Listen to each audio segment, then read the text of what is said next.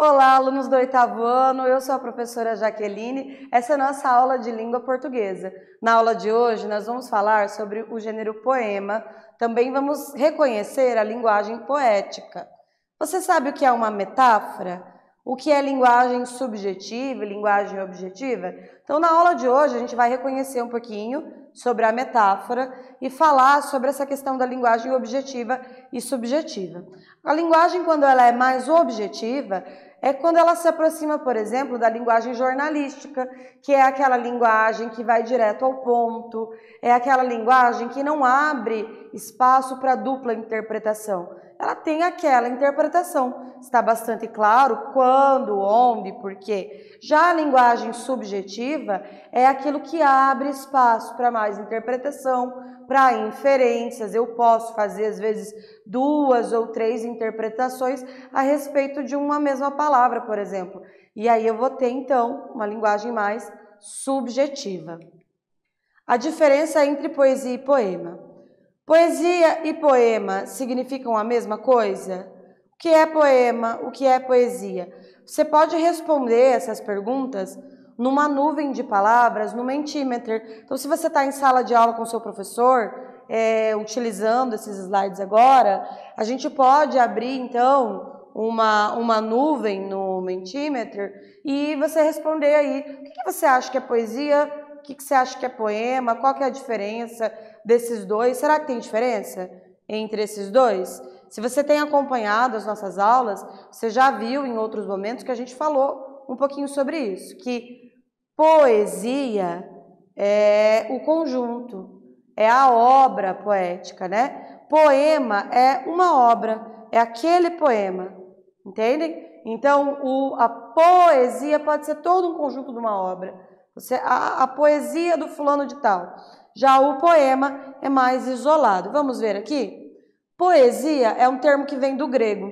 No sentido original, poiesis é a atividade de produção artística, a atividade de criar ou de fazer.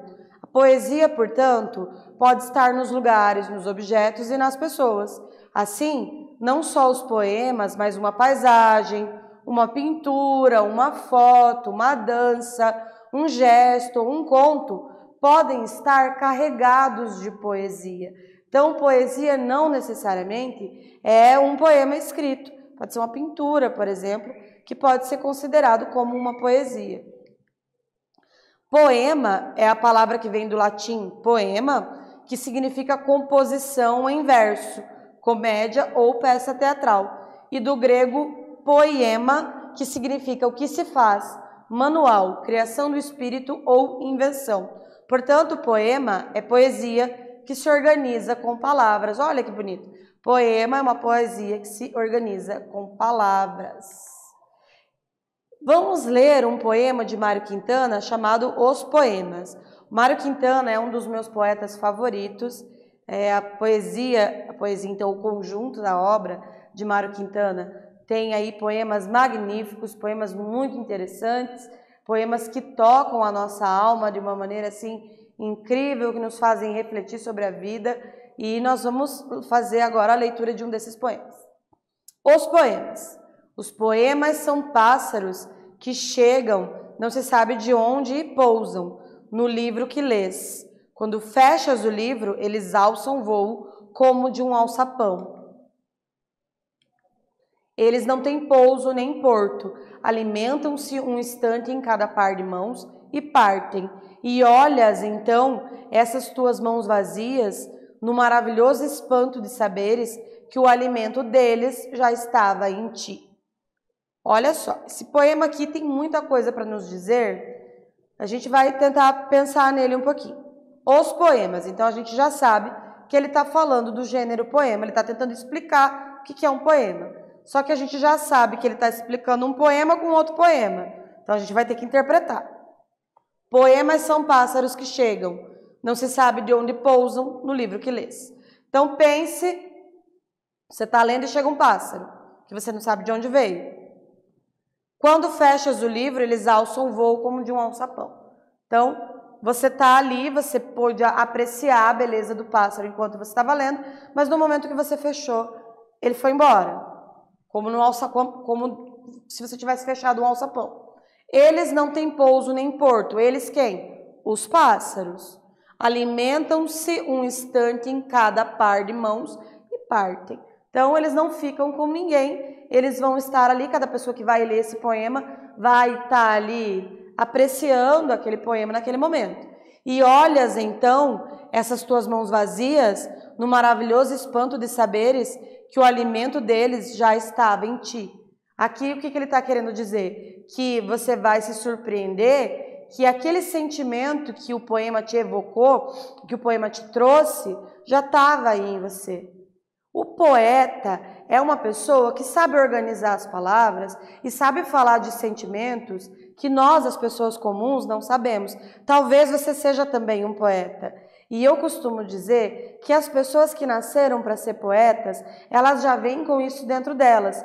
Claro, você pode treinar para tentar virar um poeta, mas quem consegue ter essa sensibilidade tão apurada para mexer com a poesia, ela tem ali um jeito de lidar com as palavras para dizer coisas que todos nós sentimos, mas não conseguimos dizer. Pense agora numa música que falou ao teu coração, que disse coisas que você estava realmente sentindo, mas que você não sabia como falar. E aí você ouviu essa música, aí você pensou assim, nossa, mas eu estava pensando nisso mesmo. Era isso que eu estava sentindo, só que eu não sabia expressar com palavras. E é isso que o poema faz. Tem muitos poemas que você lê e aí você pensa, poxa, era isso aí mesmo. Era esse sentimento aí que eu estava sentindo. Só que eu não sabia me expressar. E aí o poeta, o que ele fez? Ele juntou as palavras, ele organizou as palavras de um jeito que trouxe aquele sentimento. E aí você, olha só, olha, eu estava sentindo isso mesmo. Então é isso que o poeta faz. Existe um dizer de um autor que eu não vou me lembrar o nome agora, que ele diz o seguinte, que é um poema. Poema é um conjunto de palavras e um sentimento que as anima. Então não são só palavras jogadas no papel, é o sentimento que está por trás daquelas palavras.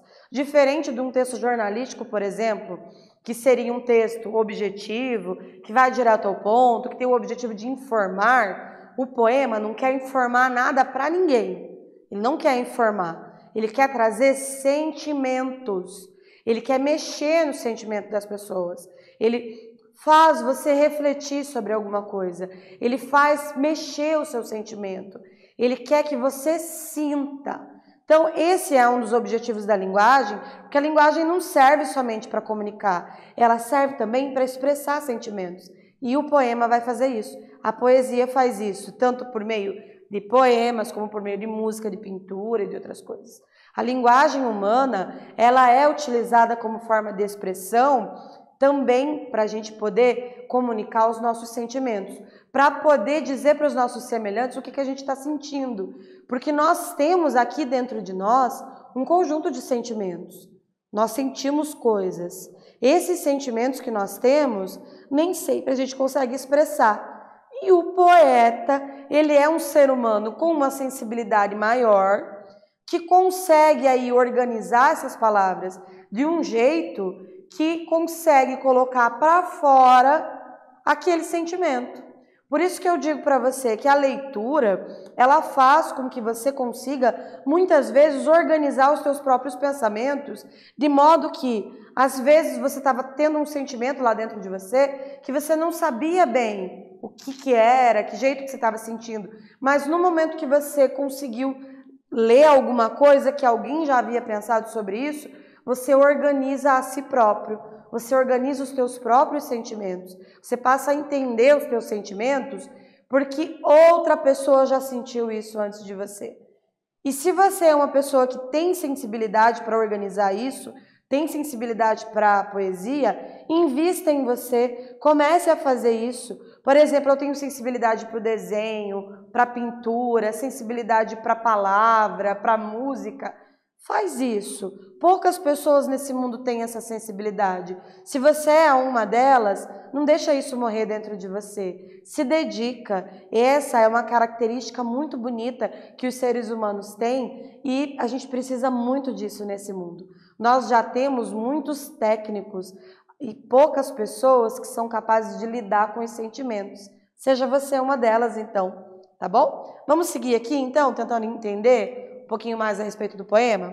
Atividade número 1. Que semelhanças o poeta vê entre pássaros e poemas e que permitem ao poeta dizer que poemas são pássaros? Escreve lá no teu caderno, já já eu volto.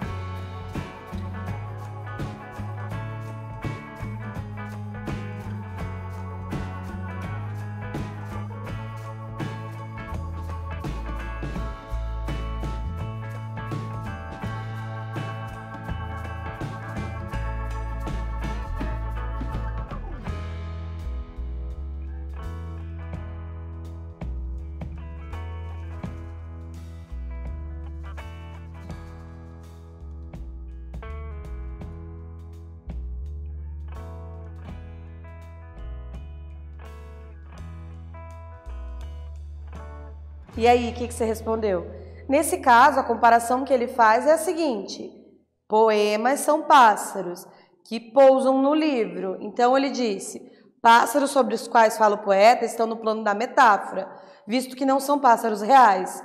Esses pássaros, por não terem pouso nem porto, podem pousar em qualquer lugar, colaborando com a ideia de que o poema encontra-se aberto a várias leituras. Ou seja, cada pessoa que lê o poema enxerga de uma forma, lê esse poema de um jeito.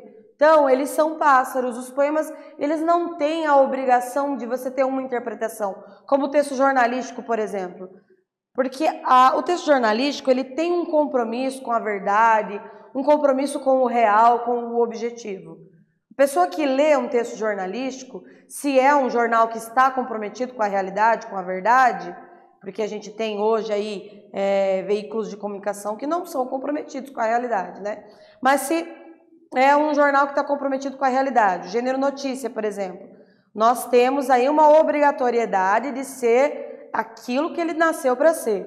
Mas o poema não. O poema, ele pode ser o que você quiser. Você pode interpretar ele de várias maneiras. Então, depois que o poeta produziu o poema, ele está jogado no mundo para você interpretar ele do jeito que você quiser senti-lo. Por isso que ele diz que são pássaros, para cada pessoa aí ter contato e se alimentar e alimentar esse pássaro do jeito que lhe convier, tá? Por isso que está no plano da metáfora. Ele não quer dizer que são pássaros de verdade e que o poema sai voando. Não é que ele sai voando, porque metaforicamente ele é livre. Livre assim como o pássaro é livre. Linguagem dos poemas. A linguagem que os poetas utilizam não é uma linguagem comum. Eles se expressam de modo subjetivo, como eu já havia falado. De maneira geral, usamos as palavras com dois diferentes sentidos, sentido literal e sentido figurado. Vamos relembrar aqui o sentido literal e figurado. Sentido literal é aquele que é do dicionário. A palavra nasceu para ser aquilo. Por exemplo, estou com dor de cabeça. Se eu disser estou com dor de cabeça, é porque de fato a minha cabeça, esta parte do meu corpo que é denominada cabeça, dói. No entanto, se eu disser João é o cabeça do grupo, o que eu quis dizer? Eu quis dizer que é líder. Quando eu disse me dói a cabeça, eu não quis dizer nada, eu já disse. Já estava dito, não precisa de interpretação. Está dito. No entanto, quando eu digo João é o cabeça do grupo, eu disse uma coisa, mas eu quis dizer outra. Eu quis dizer que ele é o líder. Então, quando eu disse me dói a cabeça, é linguagem denotativa, sentido literal. Quando eu disse João é o cabeça do grupo, sentido figurado, que é o sentido não literal, linguagem conotativa. No poema, na poesia, na linguagem lírica, na linguagem poética, eu sempre vou ter linguagem figurada. Então, não há compromisso com linguagem objetiva e literal. Nunca é literal. Sempre abre espaço para mais interpretação. Sentido literal, nesse caso, é o sentido exato, direto, simples, não deixa dúvida. Geralmente, nos textos em que deve predominar uma linguagem clara e objetiva, como os jornalísticos e o texto científico, as palavras aparecem com um único sentido. O sentido literal também é chamado de denotativo. Como, por exemplo, se você pegar um manual, um tutorial para fazer alguma coisa, não vai ter ali dupla interpretação. É aquilo. Por exemplo, para montar um móvel, encaixa a peça A na peça B. Não tem dupla interpretação, é para fazer aquilo. Se você seguir a receita correta, vai dar certo. Não tem que interpretar nada. Diferente do poema, que eu tenho ali que fazer uma interpretação, porque uma palavra, por exemplo, ali no poema que a gente leu, ele estava falando de poemas e pássaros, misturando as coisas. O sentido figurado é quando a palavra aparece com um sentido ampliado ou alterado no contexto, sugerindo ideias diferentes da literal, dizendo que ela está no sentido figurado. Ele também é chamado de conotativo, então é quando eu quero dizer outra coisa. Eu digo uma coisa querendo dizer outra. Muitas vezes os poetas recorrem ao sentido figurado criando metáforas, que são palavras que buscam explicar as coisas, sentimentos por meio de comparação indiretas pouco comuns.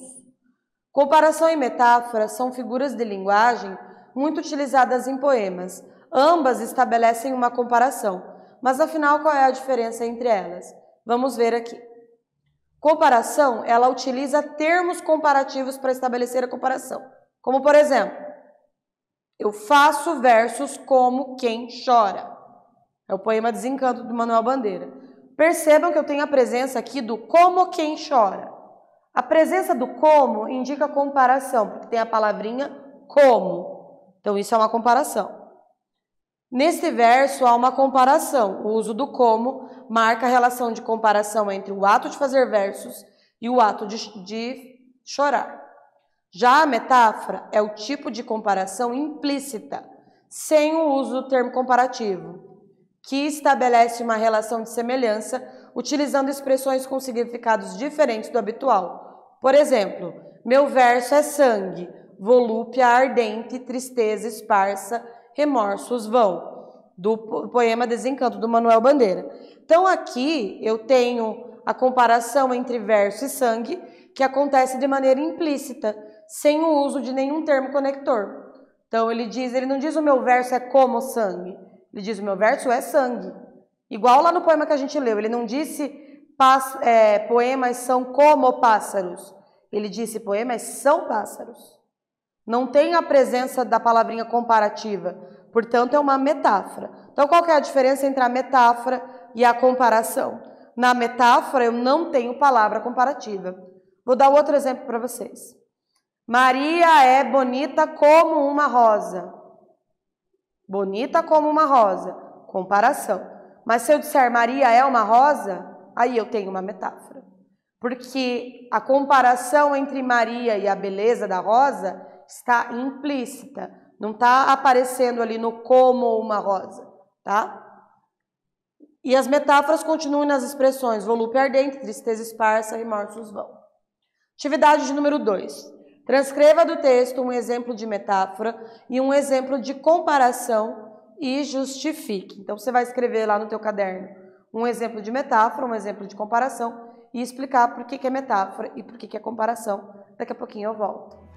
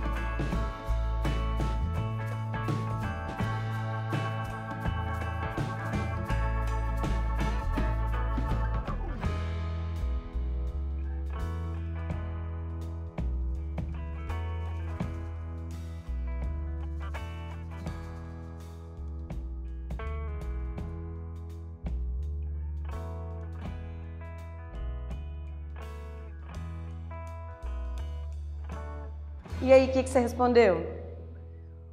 Poemas são pássaros, aqui eu tenho uma metáfora. Quando fechas o livro, eles alçam voo como de um alçapão, que eu tenho uma comparação. Então, a principal diferença entre comparação e metáfora é a presença dos termos comparativos. Então, são pássaros, metáfora. São como um alçapão, comparação. Tá? Então, na aula de hoje, nós lemos um poema, entendemos a linguagem empregada pelo poeta. Espero que vocês tenham gostado e até a próxima.